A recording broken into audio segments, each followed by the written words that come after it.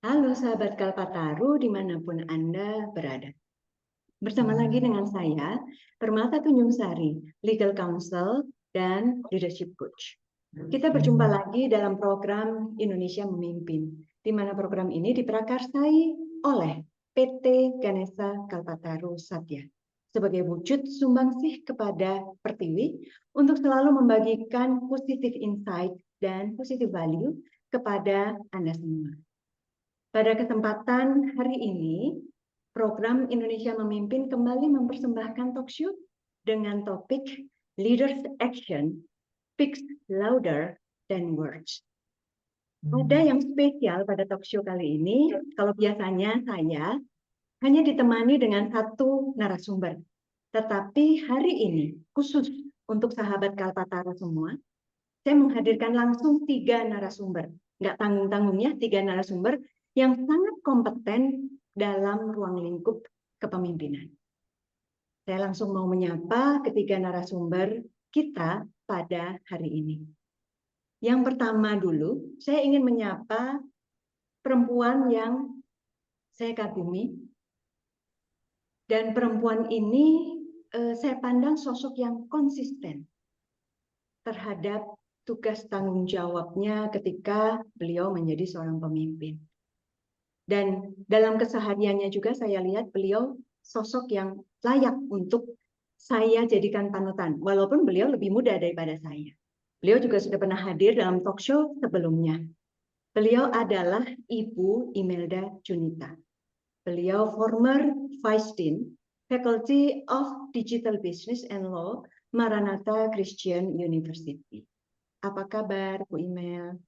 Halo Bu Permata, halo para sahabat Kalpataru, senang bertemu Anda semua pada kesempatan kali ini. Salam semangat dan semoga semuanya dalam keadaan luar biasa. Oke, terima kasih Bu Imelda. Ini semangatnya saya senang sekali ya.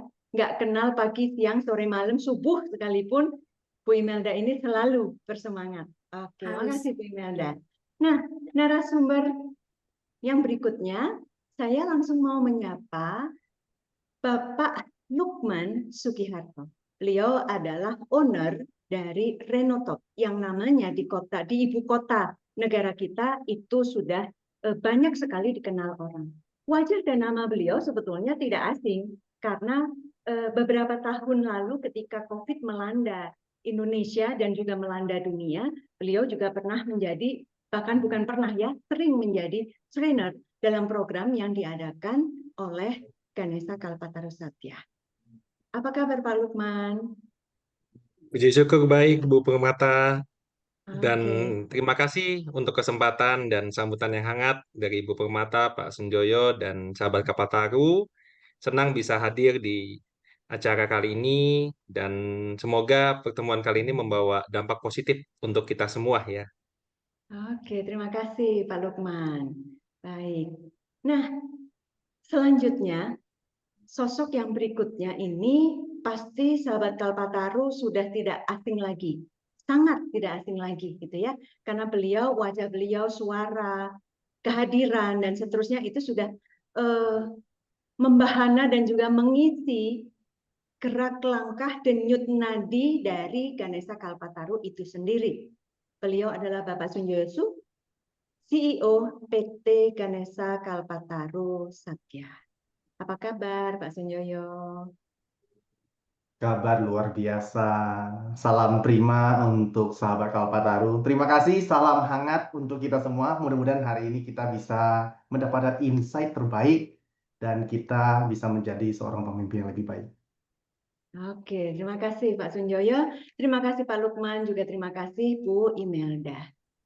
Nah, sebelum saya melanjutkan talk show hari ini, terlebih dahulu saya ingin membuka talk show kita dengan satu quotes yang saya dapatkan dari teman saya, teman baik lah, lebih tepatnya seorang sahabat. Beliau ini berasal dari El Salvador. Perjumpaan dengan saya juga dengan Pak Sunjoyo pada saat itu ketika di New York City.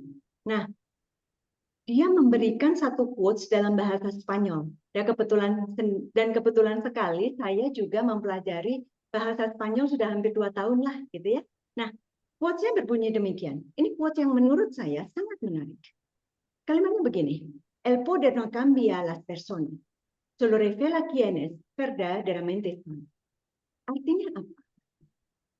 Kekuasaan tidak mengubah seseorang. Ini di underline ya, sahabat pemimpin, sahabat Kalpataru. Kekuasaan tidak mengubah seseorang. Kekuasaan hanya menunjukkan atau kekuasaan itu justru menguat siapa mereka yang sesungguhnya atau siapa sejatinya diri mereka. Ini quote yang sangat menarik bagi saya. Dulu saya berpikir bahwa jika orang berkuasa atau jika seseorang ini memimpin atau menduduki kursi kepemimpinan, maka dia bisa menjadi berubah karena kursi kepemimpinan itu atau posisi atau jabatan itu. Tetapi ternyata setelah saya merenungkan quotes ini, saya baru sadar, oh iya ya, sebetulnya kekuasaan tidak mengubah seseorang. Tetapi justru kekuasaan itu atau kepemimpinan atau power atau sesuatu yang dia pegang tinggi, dia junjung tinggi, itu justru menyatakan, menguat, membuka tabir siapa dirinya yang sesungguhnya. Nah, sahabat Kalpataru, berkaitan dengan topik kita hari ini, yang tadi sudah saya sebutkan, bahwa leader action speaks louder than words, dan quotes yang baru saja saya sampaikan, ini ada sesuatu yang menggelitik di dalam hati saya. Dan sebagai narasumber satu-satunya perempuan pada hari ini, saya ingin bertanya kepada Bu Imelda. Saya mengenal ada satu pernyataan yang mengatakan begini nih. Kalau bicara tentang kepemimpinan, sebetulnya kepemimpinan itu tidak bebas budaya. Tidak bebas religi juga, dan tidak bebas gender. Artinya apa? Ada budaya-budaya tertentu, juga religi tertentu, ataupun gender tertentu, masyarakat dengan pola pikir gender tertentu itu tidak layak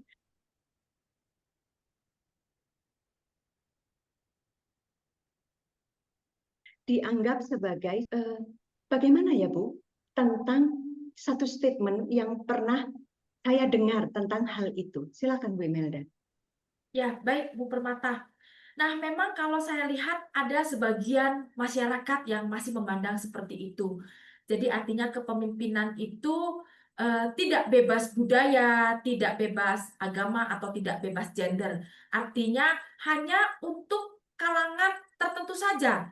Jadi misalnya yang berpandangan bahwa gender tertentu, katakanlah hanya kaum pria yang dianggap lebih layak menjadi pemimpin karena pria itu mungkin lebih tegas, lebih kuat daripada wanita, atau mungkin ada pandangan yang mengatakan bahwa kaum budaya tertentu begitu ya, dengan nilai-nilai budaya tertentu yang dianggap lebih pantas untuk menjadi pemimpin. Nah, tetapi kalau dari saya sendiri memandang bahwa itu tidak benar. Justru saya memandang bahwa kepemimpinan itu bersifat universal. Universal itu artinya semua orang, apapun latar belakangnya, gendernya, budaya, ataupun apapun agamanya, mereka bisa kok menjadi pemimpin. Kenapa? Karena pemimpin itu melibatkan satu karakter, melibatkan satu proses, sehingga setiap orang siapapun itu bisa menjadi pemimpin. Contoh misalnya dari segi gender, banyak kok wanita yang bisa menjadi pemimpin hebat. Mungkin di Indonesia, sahabat Kalpataru bisa melihat tokoh-tokoh wanita, katakanlah Ibu Tri Risma Harini, atau barangkali Ibu Sri Mulyani, mungkin juga Ibu Megawati Soekarno Putri. Terlepas dari gaya kepemimpinan mereka, barangkali ada yang suka atau tidak suka, tetapi mereka membuktikan bahwa mereka bisa kok menjadi pemimpin. Nah, demikian juga barangkali dulu kalau kita pernah mendengar sosok tokoh Nelson Mandela. Ya, Nelson Mandela itu adalah tokoh pemimpin dari Afrika Selatan yang berjuang untuk menentang SARA ya waktu itu ya. Jadi karena pada masa itu masih ada pembedaan antar gender kulit putih dan kulit hitam, yang mana tokoh Nelson Mandela ini ingin memperjuangkan kesetaraan tersebut begitu ya. Ras kulit putih dan ras kulit hitam itu sama sebetulnya. Dan Nelson Mandela ini bisa kok membuktikan bahwa beliau walaupun berasal dari ras kulit hitam tapi bisa menjadi pemimpin yang luar biasa. Nah, sehingga di sini saya melihat siapapun bisa menjadi pemimpin. Kepemimpinan itu sifatnya universal, tidak tergantung pada gender, agama, ataupun budaya tertentu. Demikian kalau pendapat saya, Bu Permata. Wow, keren sekali Bu Imelda. Ini saya underline ya, Bu Imelda tadi bilang bahwa ya kita nggak bisa pungkiri ya Bu, ada pola pikir tertentu ya yang memang ya kita cukup hormati saja gitu ya. Kalau memang masih ada masyarakat atau sekelompok tertentu yang memandang bahwa kepemimpinan itu milik certain people. Oke, kita hargai saja gitu ya Bu Imelda. Tetapi Bu Imelda tadi menyatakan bahwa kepemimpinan itu bersifat universal.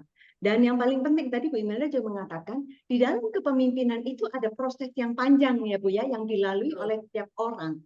Dan itu saya sepakat sekali gitu. Dan tadi Bu Imelda sudah mengungkap kalau di Indonesia sendiri banyak ya Bu ya, terlepas kita suka gaya kepemimpinannya atau tidak. Oke lah, itu bicara tentang apa ya, cara orang ketika mendirect ataupun to lead gitu ya, karena kalau kita bicara leading itu kita juga tidak bisa lupa bahwa ada proses directing juga gitu ya. Nah, ketika kita leading itu otomatis kan ada apa namanya persoalan-persoalan atau problema yang kita hadapi dan kemudian kita memberikan reaksinya seperti itu gitu ya. Kita tidak apa ya, kita lebih baik tidak perlu mempermasalahkan. Nah, tapi Bu Imelda tadi menyatakan bahwa it's a long process gitu loh kalau kita bicara kepemimpinan. Dan tadi Bu Imelda sudah memberikan fakta bahwa di Indonesia sendiri sudah banyak pemimpin-pemimpin perempuan yang berdiri di garda depan gitu ya untuk menyelamatkan, membuat bangsa ini menjadi lebih baik atau setidaknya satu wilayah tertentu. Nah, saya juga jadi teringat sebenarnya dunia ini saya nggak tahu kalau generasi yang sekarang ya, tetapi kalau generasi saya zaman saya kecil dulu ada loh satu sosok perempuan terlepas kembali lagi saya sepakat dengan Bu Imelda. Either we like it or not dengan cara how she lead, gitu ya, bagaimana cara dia memimpin. Margaret Thatcher, Perdana Menteri Inggris, gitu ya, berapa tahun? Dan nyatanya waktu itu Margaret Thatcher itu betul-betul dia memimpin negara itu dengan luar biasa sebagai seorang Perdana Menteri. Dan tadi Bu Imelda menyatakan Nelson Mandela. Aduh Bu, saya senang sekali Ibu tadi menyatakan Nelson Mandela. Afrika itu kan selalu dianggap dulu zaman kita kecil tahunya apa sih kelaparan, kekeringan gitu ya. Foto-foto yang terpampang itu cenderung yang mengenaskan. Tetapi sahabat Kalpataru, saya ingin sampaikan kepada Anda. Mungkin ada yang sudah pernah gitu ya melihat. Waktu saya dan Pak Tunjo itu berkunjung ke gedung PBB di New York City, patung Nelson Mandela itu adalah patung pemimpin yang ditaruh di bagian depan. Artinya apa? Seluruh dunia mengakui bahwa Nelson Mandela is one of the leader, gitu ya, yang kiprahnya itu tidak bisa diabaikan. Dan Nelson Mandela dari negara yang mungkin dianggap sebagai negara dulu dianggap sebagai negara ketiga dan seterusnya, nyatanya wisdom beliau, kiprahnya, sepak terjangnya itu nyata dengan jelas membuat dunia ini membelalakan mata, membuka mata bahwa there is a leader.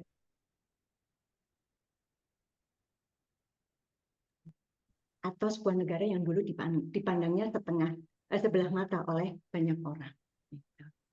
Oke, terima kasih sekali Bu Imelda, bagus sekali, terima kasih. Ya, kita lanjut ya. Saya ingin bertanya kepada Pak Lukman nih.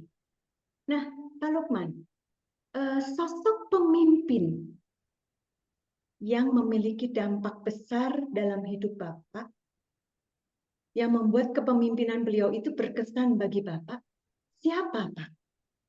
Dan dalam hal apa Pak Lukman itu bisa memandang bahwa karena beliau, maka saya bisa menjadi seperti ini. Silakan Pak Lukman. Ya, terima kasih pertanyaannya Bu Permata. Jadi kalau saya bicara sosok pemimpin yang sangat berdampak, memang saya membuat sebenarnya beberapa list mentor dan pemimpin gitu ya, dalam hal bisnis, dalam hal keluarga, dan yang lain. Nah, kemudian salah satu yang saya bisa sharing adalah almarhum ayah saya gitu. Jadi almarhum ayah saya sendiri, bagaimana saya melihat teladan dia dalam membangun bisnis dari tahun 1983, dari mulai dari sebuah tempat, sebuah toko yang sederhana, toko bahan bangunan yang ya pada waktu itu saya melihat bagaimana keteguhan dia dalam merintis bisnis dan kemudian pada waktu tahun itu juga beberapa toko juga ada gitu, toko bangunan yang dekat-dekat kami. Tetapi dan untuk saat ini hanya toko ayah saya masih bertahan dan kemudian berkembang gitu ya. Dan itu saya melihat bagaimana tangan dingin beliau dan kemudian pada waktu saya bisa melihat lah contoh-contoh yang teladan dia tunjukkan secara langsung, walaupun mungkin dia tidak bisa mengajarkan kepada saya prinsip-prinsip ya. Contoh, ya ini mungkin hal sederhana gitu ya. Setiap hari dia selalu ada semacam kertas gitu yang dia taruh ini hal sederhana tapi cara sederhana yang dia praktekkan pada waktu belum ada teknologi. Selembar kertas to-do list note gitu ya. Apa yang dikerjakan hari ini itu dia selalu buat dan itu ditaruh di kantong dia. Dan setiap kali selesai dia coret gitu selesai. Kemudian saya melihat bagaimana bahwa konsistennya dia tiap hari itu jam berapa dia bangun, dia ngecekin invoice, dia ngecekin bond, ada beberapa hal yang dicekin.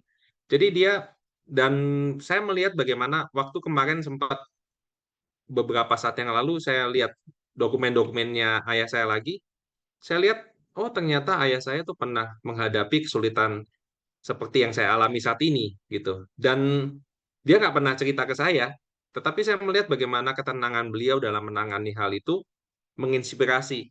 Oh ya, ayah saya pernah melewati hal tersebut kok. Dan saya mau terus berjuang bersama istri, kebetulan istri saya juga di dalam bisnis, di dalam leadership tim ini sama-sama kami berjuang di sini gitu. Dan untuk yang kedua, sosok yang paling menginspirasi adalah John C. Maxwell tentunya.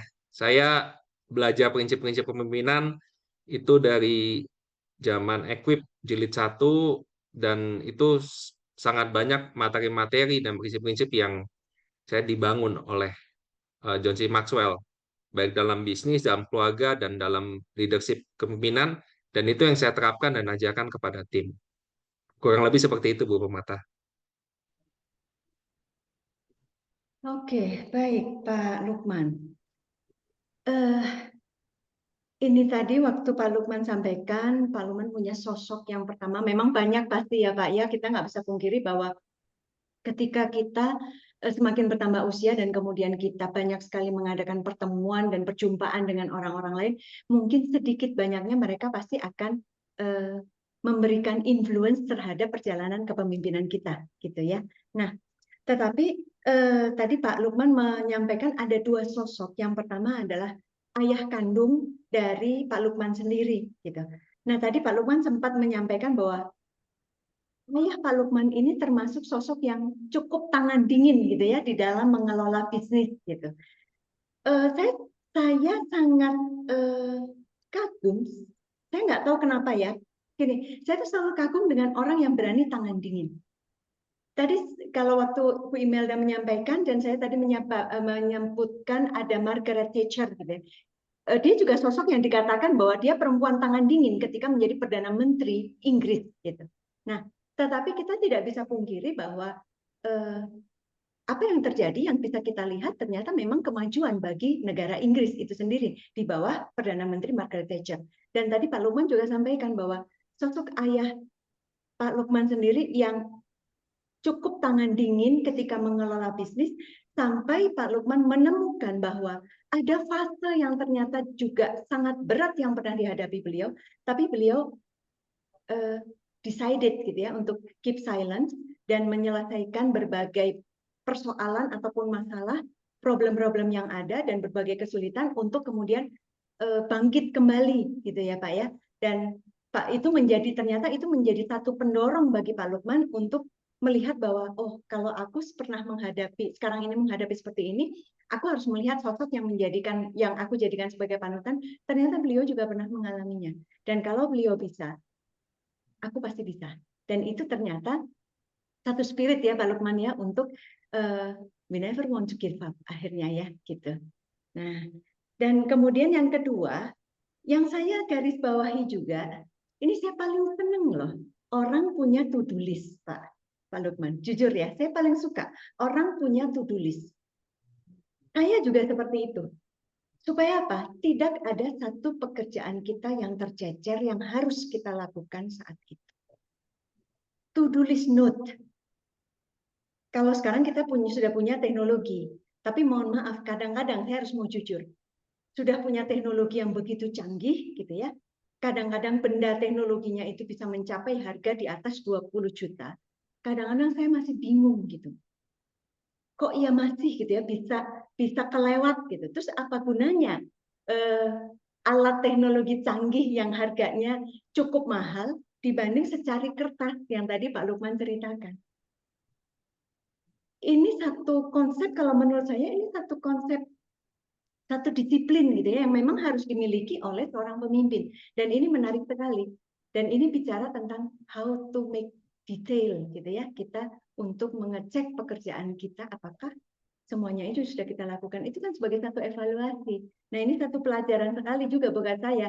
Jadi bukan hanya untuk Pak Lukman saja, untuk saya ini juga sesuatu yang jadi pengingat lagi bahwa saya jangan pernah sampai tidak melakukan to-do list gitu loh. Tidak punya to-do list di dalam kehidupan saya. Dan yang kedua dan yang berikutnya adalah Pak Lukman menyampaikan ada John C. Maxwell ya Pak ya, yang menjadi sosok seorang pemimpin yang memiliki karakter khusus yang membuat Pak Lukman bisa melangkahkan kaki memimpin Renotok. Nah, sahabat Kalpataru, dari apa yang disampaikan oleh Pak Lukman, sebetulnya people far and wide dari kehidupan kita itu bisa menjadi sosok yang memberikan satu pengaruh atau influence kepada kita. Jangan pernah menutup diri, gitu ya. Kalau kita melihat ada sosok-sosok baik di luar sana yang ternyata dia juga bisa memberikan pengaruh positif dan membawa perubahan signifikan kepada kita. Nah, Pak Lukman, satu pertanyaan sedikit, Pak, tambahan. Ketika Pak Lukman mengenang perjalanan Pak Lukman bersama dengan ayah dan juga Pak Lukman sudah mengenal John C. Maxwell ya, sudah pernah bertemu langsung ya Pak di Amerika juga dengan beliau. Nah, apa Pak perbedaan signifikan yang kemudian terjadi, Bapak rasakan itu terjadi dalam diri Bapak setelah melakukan satu perjumpaan dengan John C. Maxwell dan proses pembelajaran Pak Lukman bersama dengan ayah beberapa tahun silam. Silakan Pak Lukman. Ada nggak Pak? Bisa ulangin pertanyaannya, Bu? Coba. Perubahan signifikan apa yang Pak Lukman rasakan ketika setelah bertemu dengan John Maxwell dan mempelajari apa ya wisdom dia melalui buku, melalui dulu waktu conference Maxwell Conference gitu Pak, dan juga apa namanya rangkuman kenangan Pak Lukman bersama dengan ayah. Ada nggak Pak perubahan signifikan yang terjadi dalam diri Bapak? Ya, jadi ketika saya bertemu dan kemudian mempelajari buku-buku dari John C. Maxwell, prinsip-prinsip dari beliau itu ya saya melihat bahwa ini sebenarnya nilai-nilai yang juga dihidupi oleh ayah saya, walaupun ayah saya mempraktekkan gaya manajemen tradisional zaman dulu, gaya leadership yang dia tahu, dia pahami, tapi dengan saya mempelajari dan melihat daripada John C. Maxwell, apa yang diajarkan itu membuat saya bisa menerapkan dengan lebih mudah dan aplikatif gitu, Bu. Jadi saya melihat bagaimana bahwa saya mengajarkan kepada tim mengenai manajemen waktu, yaitu ada Pareto, dan itu hal-hal yang menurut saya mesti mengutamakan nih 20% yang memberikan hasil 80% di dalam pekerjaan, dalam bisnis saya, dalam usaha saya, sehingga itu bisa memberikan hasil yang maksimal. Dan itu yang juga dipakai di dalam program POS kami, yaitu prinsip untuk Pareto ini gitu. Jadi itu salah satu contoh sih yang saya bisa terapkan gitu. Dan hal-hal lain dalam leadership seperti itu, Bu Oke, Mata. baik. Terasa sekali ya Pak ya perbedaannya ya, dan itu langsung aplikatif terhadap bisnis yang sekarang ini Pak Lukman pimpin gitu ya Pak ya. Jadi benar-benar, dan apa namanya, Pak Lukman tadi juga bilang bahwa ayah saya juga sebetulnya menerapkan itu hanya karena sifatnya tradisional, konvensional gitu ya. Yang John Maxwell ini lebih sesuatu yang sifatnya modern, kemudian ada prinsip-prinsip yang diusung secara teori gitu ya Pak ya. Tetapi itu semua kedua beliau ini dengan berbagai pengetahuan yang kemudian Pak Lukman serap, ternyata itu benar-benar membuat Pak Lukman bisa melangkahkan kaki secara percaya diri gitu ya Pak ya, untuk memimpin Renotop. Oke, menarik Iya. sekali Pak Lukman. Baik, terima kasih. Nah, sekarang saya langsung ke Pak Sunjoyo. Nah, Pak Sunjoyo, sejatinya kepemimpinan bisa didefinisikan dalam banyak cara. Nah, menurut Pak Sunjoyo sendiri, apa sih tanggung jawab terpenting seorang pemimpin saat ini? Artinya saat ini saya merujuk ya setelah dunia itu pernah mengalami kondisi yang tidak baik-baik saja, dan bukan hanya karena COVID-19 tetapi many wars ya, sekarang kita dengar ini dan sebagainya. Ya kita tidak bicara wars-nya karena it's politik, kita tidak bicara itu, tetapi saya bilang, yang saya ingin tanyakan adalah currently gitu ya, jadi recently itu seperti apa sih kebutuhan dan tanggung jawab kepemimpinan untuk era yang sekarang ini, periode yang sekarang. Silakan Pak Sunyoyo. Terima kasih Bu Permata. Waduh, senang sekali diwawancara oleh istri saya sendiri. Dan ini kayaknya baru scene pertama diwawancara oleh istri saya ya. Terima kasih. Pertanyaan yang sangat bagus. Eh, saya suka dengan definisi yang dinyatakan oleh guru kepemimpinan saya dan guru kepemimpinan Pak Lukman dan Ibu Permata juga, yaitu Dr. John C. Maxwell. Beliau keluarkan sebuah quote yang sangat bagus. The true mission of leadership is influence, nothing more, nothing less. Saya pikir definisi kepemimpinan yang paling pendek itu dari beliau ya. Leadership is influence. Kita ingin punya impact besar dalam kehidupan orang lain, kita harus punya pengaruh. Tapi dengan catatan, pengaruhnya bukan pengaruh yang negatif, tentu pengaruhnya yang positif. Dan kekuatan dari message-nya John adalah sangat praktikal dan gampang untuk dipahami oleh banyak orang. Baik mereka-mereka yang punya pendidikan tinggi, educate person, maupun mereka-mereka yang tidak berpendidikan tinggi. Nah, tadi pertanyaannya menarik. Setelah bicara tentang definisi, nah bagaimana kita memberikan influence di dalam kehidupan orang lain? Kemudian tanggung jawab seorang pemimpin seperti apa di dalam dunia yang tidak menentu saat ini. Saya mengidentifikasi setidaknya ada 3 tanggung jawab kepemimpinan yang perlu dilakukan oleh setiap orang. Dan perlu kita pahami bahwa everyone is a leader because everyone influences someone. Itu juga pernyataan John C. Maxwell. Nah, yang pertama adalah kita harus punya kemampuan mendapatkan potensial leaders. Nah, kegagalan banyak organisasi dan komunitas itu adalah ketika mereka gagal mendapatkan potensial leaders. Itu sebab pada saat kita membuka sebuah lowongan pekerjaan, banyak sekali yang mendaftar, kita tidak terima semua. Karena kita tahu bahwa perusahaan itu punya kapasitas dan kita terpaksa memilih di antara mereka yang melamar. Siapa yang kita pilih? Yaitu mereka-mereka yang punya potensial. Untuk apa? Untuk bisa membantu memberikan kontribusi di dalam tim, di dalam organisasi atau komunitas kita. Jadi tanggung jawab pertama adalah mengidentifikasi potensial leaders. Yang kedua, setelah mereka masuk, apa yang harus dilakukan?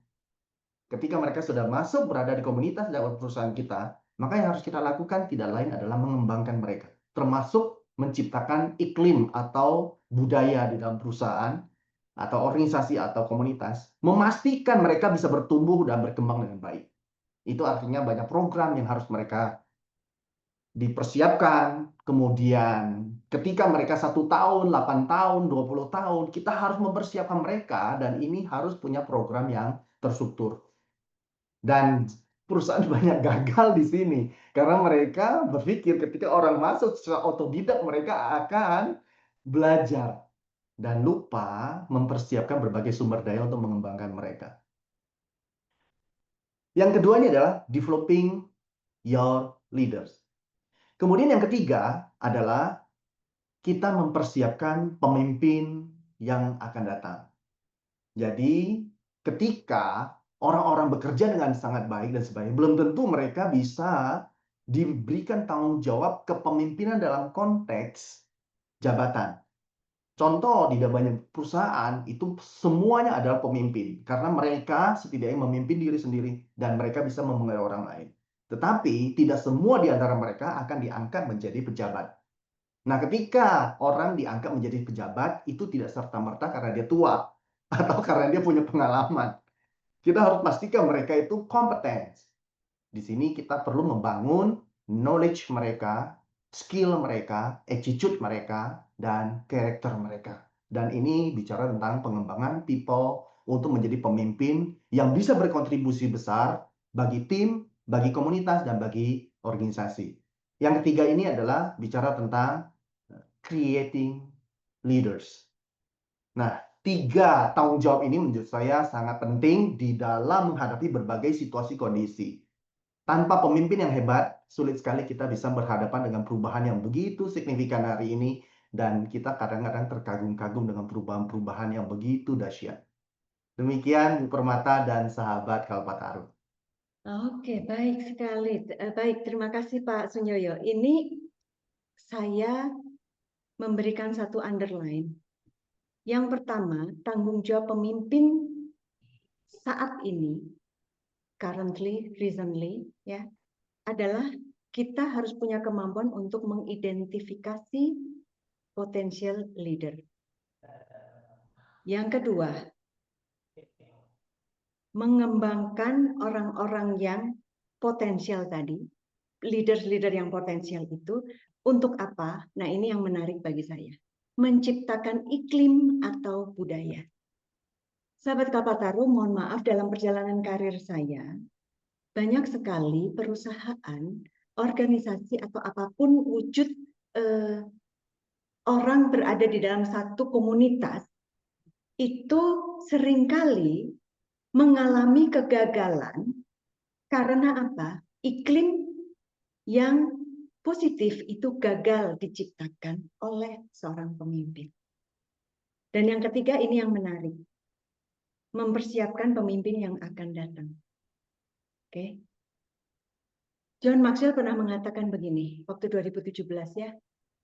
Beliau berdiri di atas panggung, beliau mengatakan gini, "Hey you, don't be proud if you never create greater leader than you."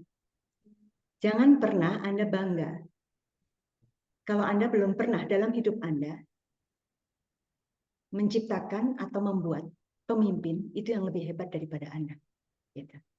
Nah, tadi pernyataan Pak Sunyo yang ketiga adalah mempersiapkan pemimpin yang akan datang, yang akan menggantikan kita. Karena seringkali kita terjebak bahwa saya harus jadi pemimpin seumur hidup saya. Saya harus menjabat di posisi itu seumur hidup saya. Tanpa kita berpikir bahwa ada orang lain yang punya kesempatan yang sama dengan kita, dan ketika kita tidak lagi berada di kursi itu atau di jabatan itu, tentu kita masih bisa melakukan hal-hal yang lain. Hal-hal yang lebih bermakna yang lain, hal-hal yang juga punya nilai yang sama, bahkan mungkin nilai yang lebih kalau kita memang betul-betul mau menggalinya kembali. Gitu. Terkadang kita begitu ketakutan dengan kursi kepemimpinan kita kalau digeser orang. Sehingga yang terjadi adalah kita enggan gitu ya untuk menciptakan atau mencetak leader-leader yang jauh lebih baik daripada kita. Nah, sahabat Kalpataru, ini bukan omong kosong ya dari Pak Sunjoyo.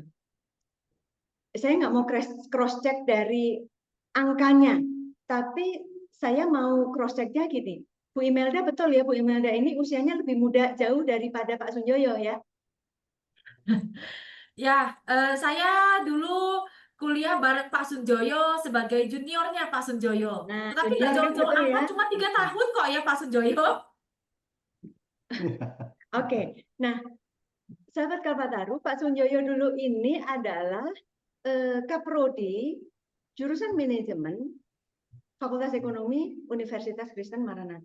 Nah, saya ingat ada satu proses pada saat itu ketika Pak Sunjoyo sudah mau menyelesaikan masa jabatan 4 tahun itu, ada sosok yang bertanya kepada Pak Sunjoyo, kira-kira siapa ya Sun yang menggantikan, yang layak menggantikan kamu menurut pandanganmu? Dan satu nama yang disebutkan oleh Pak Sunjoyo adalah Imelda Junita. Artinya apa? Sahabat Kalpataru, saya ingin katakan begini. Ini nanti jangan ada persepsi bahwa tentang istrinya. Tadi Pak Sunjoyo membongkar nih ya, apa namanya, saya istrinya Pak Sunjoyo gitu ya. Nah ini karena tentang istrinya yang ngomong, jadi suaminya dibela-belain. Bukan itu. Tapi ini ada satu fakta. Padahal waktu itu Pak Sunjoyo belum ketemu John Maxwell, hanya belajar dari buku-bukunya. Tetapi bagaimana sosok Pak Sunjoyo ini coba untuk menerapkan apa yang dikatakan oleh John Maxwell, dan itu tertuang juga di dalam buku beliau. Bahwa hanya saya lupa ya buku yang mana, karena banyak sekali buku John yang sudah saya baca. Dia juga selalu mengatakan, John selalu mengatakan, jangan pernah kamu takut untuk menciptakan pemimpin yang lebih baik daripada kamu. Gitu. Bukan, nantinya dia tidak akan menggeser kamu kok. Gitu. Tetapi justru dia akan mengingat bahwa kamu itu yang membantu dia untuk menjadi seorang pemimpin yang besar, pemimpin yang hebat. Gitu. Dan sebetulnya kalau kita mau menelaah lebih dalam lagi, kalau kita bisa menciptakan pemimpin yang lebih hebat daripada kita, bukankah kita sebetulnya juga hebat? Kan begitu, gitu ya. Alam berpikir kita, gitu ya. Nah, jadi tanggung jawab yang harus dilakukan oleh pemimpin saat ini, yang pertama sekali lagi adalah kita harus mengidentifikasi potensial leaders kita. Jangan kalau melihat ada potensial leaders itu malah kita pakai hammer gitu ya, pakai palu. Oh, kamu nggak boleh apa namanya, nggak boleh menonjol gitu ya. Jadi kita paluin aja gitu ya, biar dia makin nyungsep. Ya jangan gitu ya.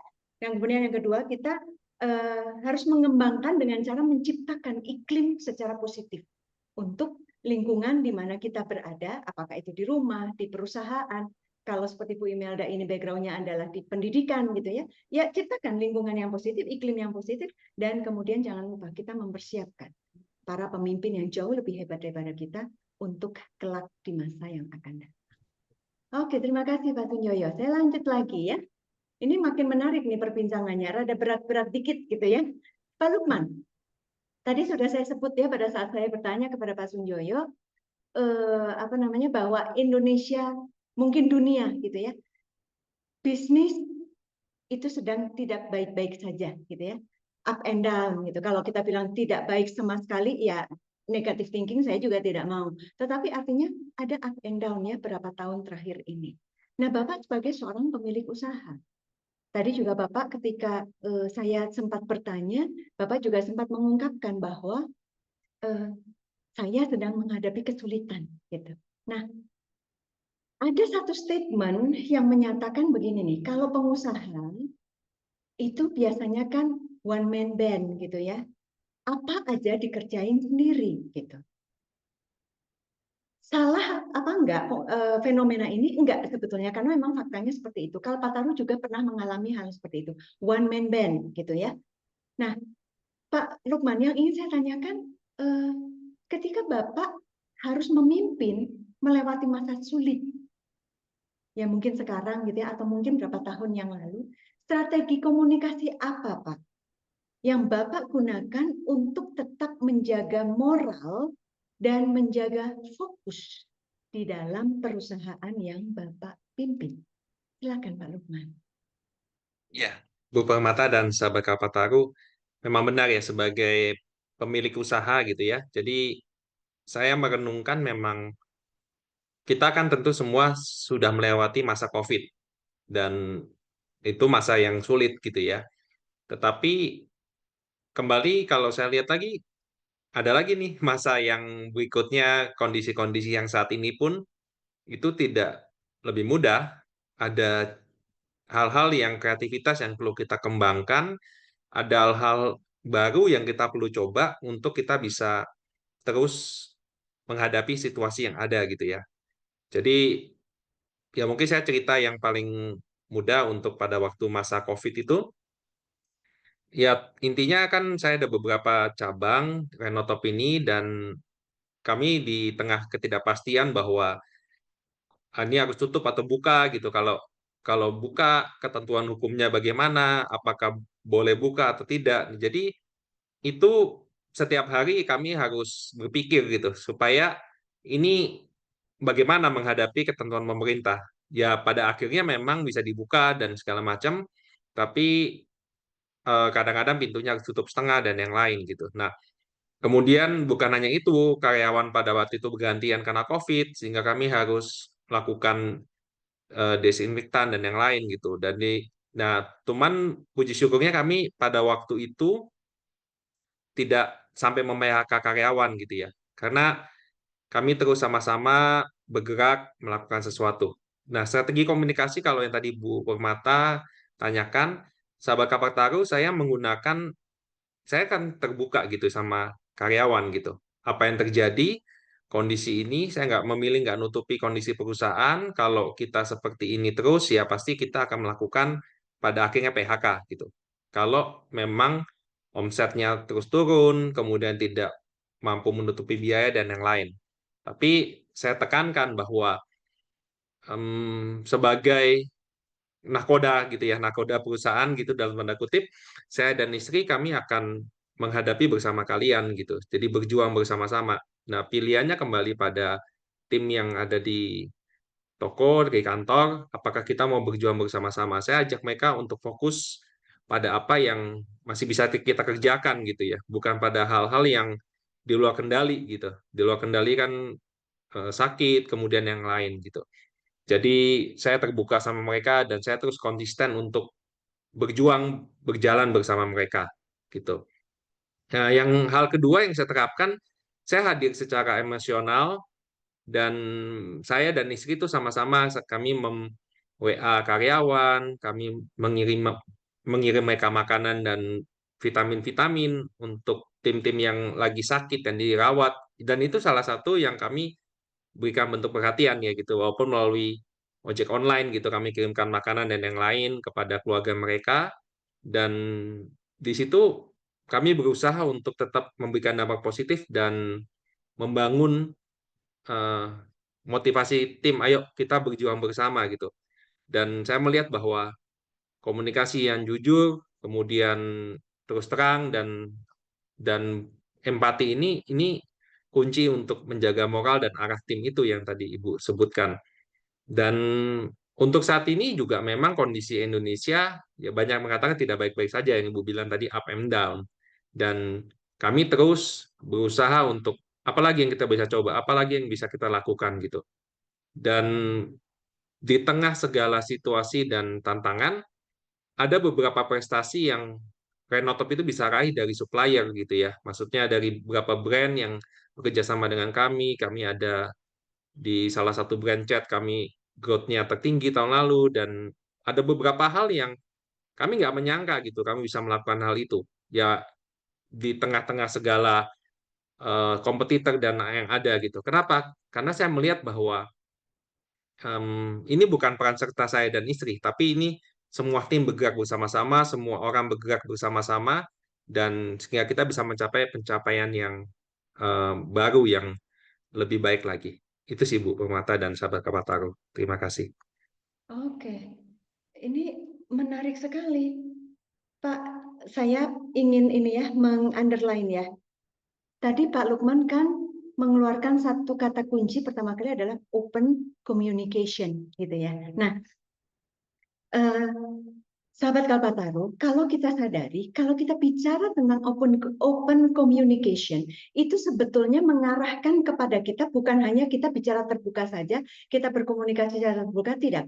Tetapi ada satu koneksi, gitu ya, atau ada satu hal yang terkoneksi yang ingin dilakukan oleh Pak Lukman terhadap seluruh karyawan Renotok. Nah, kalau kita mau panjangkan lagi sebetulnya ketika seseorang melakukan open communication, itu sebetulnya seseorang tengah melakukan satu proses yang namanya open-minded. Gitu. Karena ketika komunikasi itu terjadi, artinya kan kita berharap namanya juga komunikasi, bukan directing gitu ya, bukan hanya menuding begini. Tapi kalau kita bicara tentang komunikasi, artinya kan pasti ada arah sebaliknya juga yang kita harapkan. Kita perlu dengar juga dari rekan bicara kita. Saya nggak mau ngomong lawan bicara ya, kok lawan bicara nanti kesannya kita mesti bawa parang gitu loh, ya bawa senjata gitu kan, lawan kan gitu loh. Nggak mau, saya seorang mediator ya, dulu waktu saya belajar kuliah menjadi mediator, itu saya diingatkan, jangan ngomong lawan bicara ya gitu loh. Ngomongnya rekan bicara, rekan rekan runding gitu. Jangan ngomong lawan bicara. Pikir-pikir iya juga ya, kalau lawan bicara kita kayak mau perang gitu, kayak nabur genderang peperangan. Nah, open communication, open minded gitu. Dan kemudian Pak Lukman tadi saya suka sekali Pak, ini pernyataan Pak Lukman nih. Fokus pada apa yang kita bisa kerjakan. Terlalu banyak ya manusia ini di dunia. Mungkin saya ngaku saya dulu juga pernah begitu, gitu ya. Tapi udah ditapuk dulu lah ya sama Tuhan untuk kamu jangan begitu lagi. Kita tuh sering kali loh fokus sama sesuatu yang udah lewat, sesuatu yang berandai-andai, seandainya nggak ada COVID, seandainya nggak ada ini, seandainya ini. Daripada kita fokus kepada yang itu, kita lebih baik fokus pada apa yang bisa kita kerjakan. Dan itu yang terjadi juga pada hidup saya akhir-akhir ini, udahlah terserah. Dunia ini saya tidak bisa kontrol. Gitu. Tetapi yang bisa saya kontrol adalah me, myself. Gitu. What I supposed to do, apa yang harus saya lakukan, itu yang bisa saya kontrol, itu yang bisa saya kendalikan, dan saya mau fokus pada itu. Gitu. Nah, kemudian yang kedua, Pak Lukman tadi sampaikan bahwa hadir secara emosional, memberikan, mengirimkan makanan, ataupun apa yang dibutuhkan gitu ya oleh keluarga dari karyawan Pak Lukman yang pada saat itu sedang tertimpa hal yang tidak menyenangkan gitu ya, sudah sakit, berada dalam kekhawatiran karena dulu COVID itu kita nggak bisa pungkiri gitu ya. Ini bicara tentang taruhan nyawa gitu kan ya. Jadi Pak Lukman hadir secara nyata lewat emosional. Nah ini juga yang ingin saya sampaikan kepada sahabat Kalpataru. Kita ini diciptakan oleh Tuhan itu sebagai makhluk mulia. Sekalipun AI itu sudah merambah di dalam setiap aspek kehidupan kita. Tetapi ada yang perlu kita harus jaga ketika kita itu berinteraksi dengan orang lain. Yaitu hal-hal yang bersifat emosional. Emosional ini bukan berarti marah, bukan ya. Kadang-kadang kita keliru nih. Emosi ini berarti marah, tidak. Emosi perlu loh. Kita perlu memiliki emosi dalam diri kita. Simpati, empati, itu ada sesuatu yang sifatnya emosional. Gitu. Nah, Pak Lukman tadi sudah menceritakan itu yang beliau lakukan. Ada satu yang ingin saya tambahkan, ini bukan saya sok tahu Pak Lukman ya, tetapi saya yakin nih, karyawan Bapak itu bisa melihat dan sampai sekarang karyawan Bapak tetap setia bersama Bapak sampai mendapatkan Gold Award ya tahun 2024 lalu, yang tertinggi goldnya. Itu karena apa? Tadi yang saya amati adalah Bapak Lukman bekerja sama dengan istri Bu Sylvia, betul ya Pak ya? Saya takut keliru nanti namanya, betul ya Bu Sylvia ya? Silva. Oh Silva, oke. Pak Lukman dengan Bu Silva itu sama-sama berjuang, berjalan bersama-sama memimpin Renotok. Tentu itu yang menjadi sudut pandang yang berbeda yang dilihat oleh para karyawan dari Renotok. Menarik sekali ya, jadi kita bisa tahu ya apa yang membuat kita bisa menjaga moral dari perusahaan yang kita pimpin atau perusahaan tempat di mana kita bekerja. Ternyata kehadiran secara emosional. Dan kemudian kehadiran secara utuh dan juga open communication yang leading kepada open-minded. Terima kasih sekali Pak Lukman. Oke, saya mau lanjut lagi ya ke Pak Sunjoyo. Di era constant disruptive,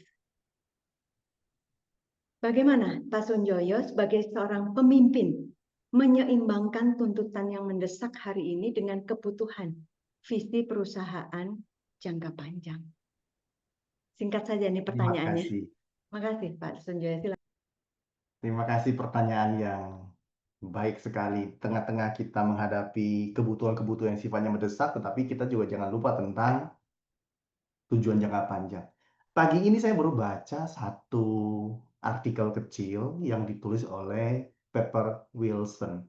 Menarik sekali. Beliau justru mengeluarkan sebuah model kepemimpinan yang dia sebut sebagai leadership balance. Nah, yang menarik adalah leadership balance itu ada 4 unsur beliau memunculkan di dalam modelnya. Yang pertama itu adalah bicara strategic leadership. Jadi, strategic leadership bicara masalah sustainable, bicara tentang long term, bicara tentang sasaran jangka panjang sebuah company apa sih yang mau dicapai oleh sebuah organisasi. Kemudian yang kedua adalah dia munculkan people leadership. Saya suka setelah bicara tentang strategic, dia bicara tentang people. Di people ini yang menarik adalah bagaimana mendapatkan seperti yang sudah saya sampaikan pertama, identifikasi potensial leader, kemudian kembangkan potensial leader, kemudian yang terakhir adalah tinggalkan legacy, yaitu lahirkan para pemimpin hebat, mungkin lebih hebat dari kita untuk melanjutkan tongkat estafet yang kita sudah tinggalkan, atau hanya tinggalkan sementara, atau kita kembangkan company kita, ekspansi dan sebagainya.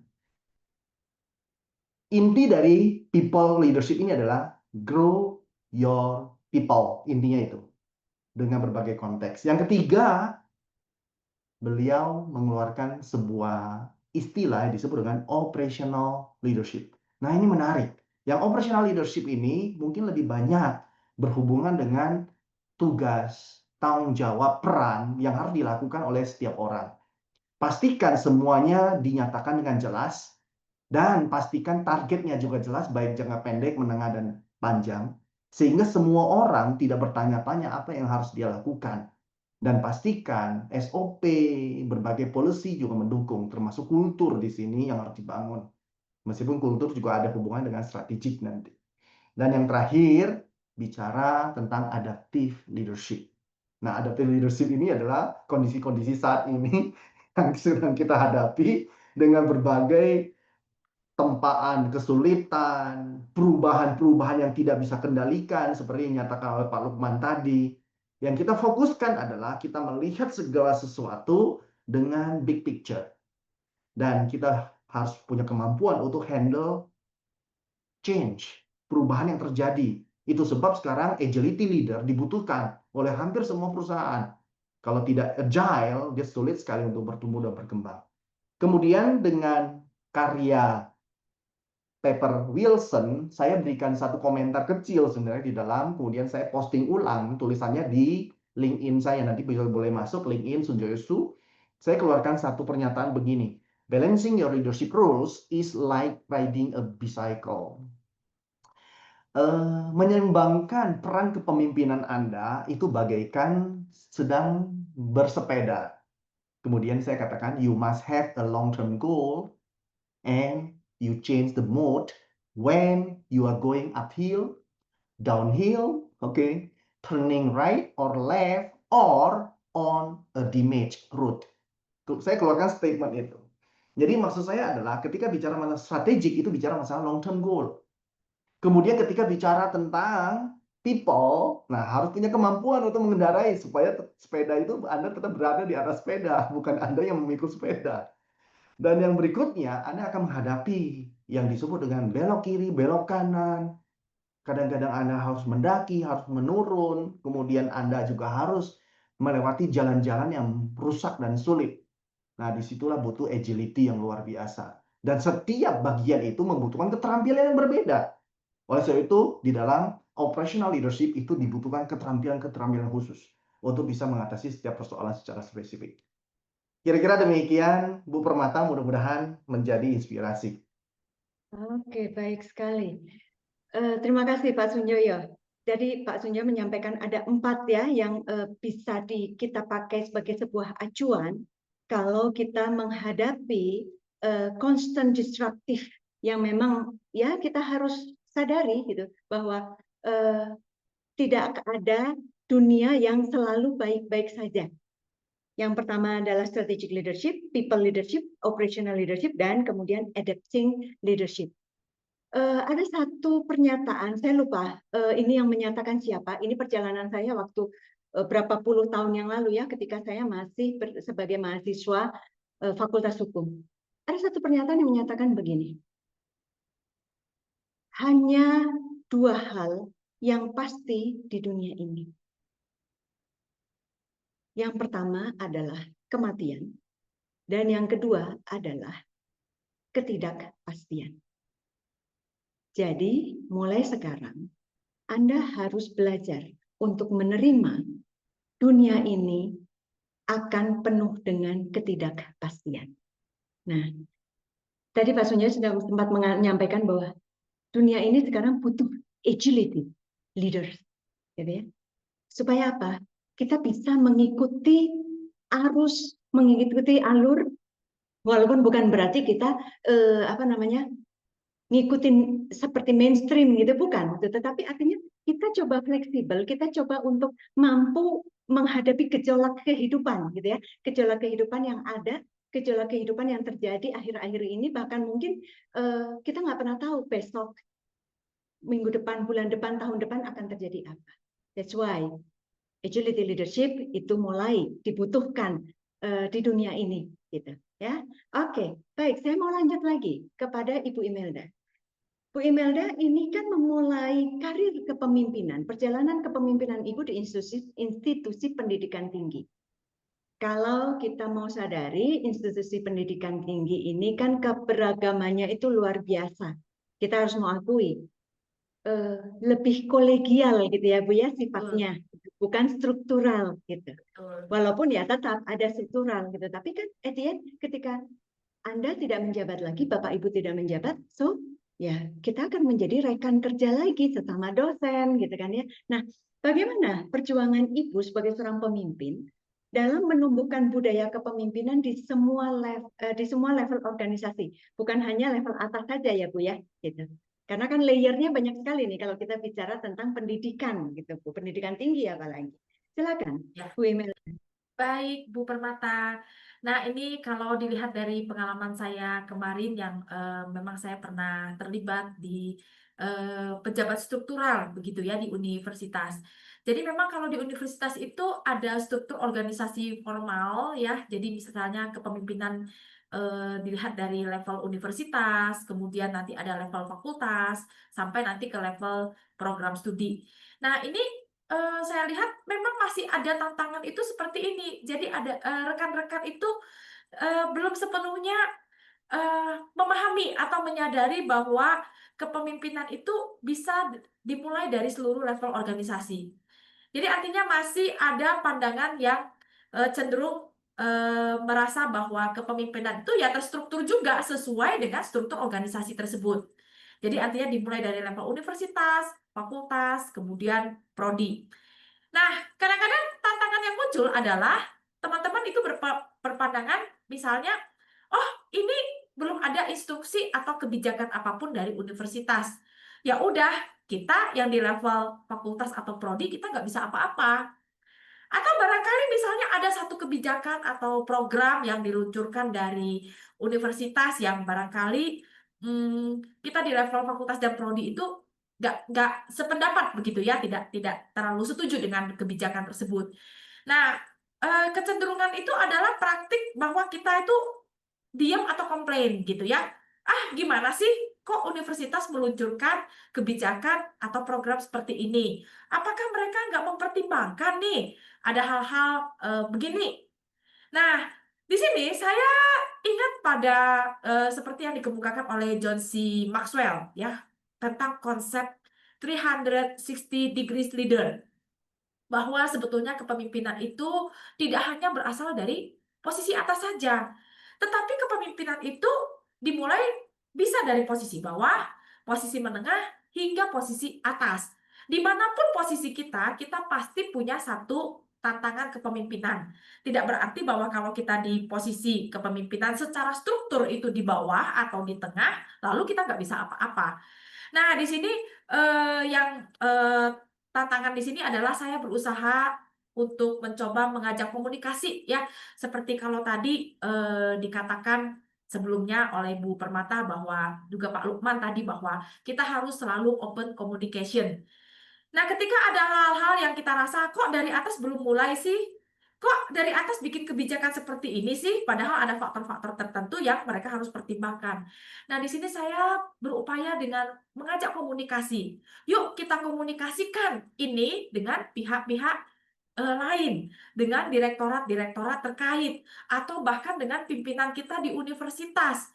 Nah, terbukti dengan mengadakan komunikasi ini, mereka mau kok mendengar, mereka mau kok misalnya mempertimbangkan kembali, atau merevisi, atau misalnya meluncurkan satu kebijakan yang menurut kita ini bisa mengakomodir program kita supaya bisa berjalan dengan lancar.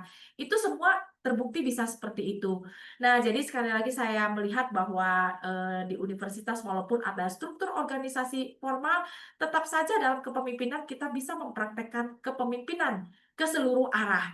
Dari level menengah, level bawah, ataupun level atas organisasi. Begitu yang saya alami pada saat saya menjadi pejabat struktural, Bu Permata. Oke, terima kasih Bu Imelda. Balik lagi ya Bu ya, open communication ya, yang akhirnya Betul membawa sekali. kita menjadi open minded gitu ya. Oke, baik, terima kasih sekali Bu Imelda. Nah, terima kasih kepada Bu Imelda, Pak Lukman, dan Pak Sunyoyo yang telah menyampaikan sudut pandang yang sangat membuka khasanah baru dalam perjalanan kepemimpinan kita semua. Sahabat Kalpataru, tetap stay on di Indonesia Memimpin karena kita akan kembali pada segmen yang kedua.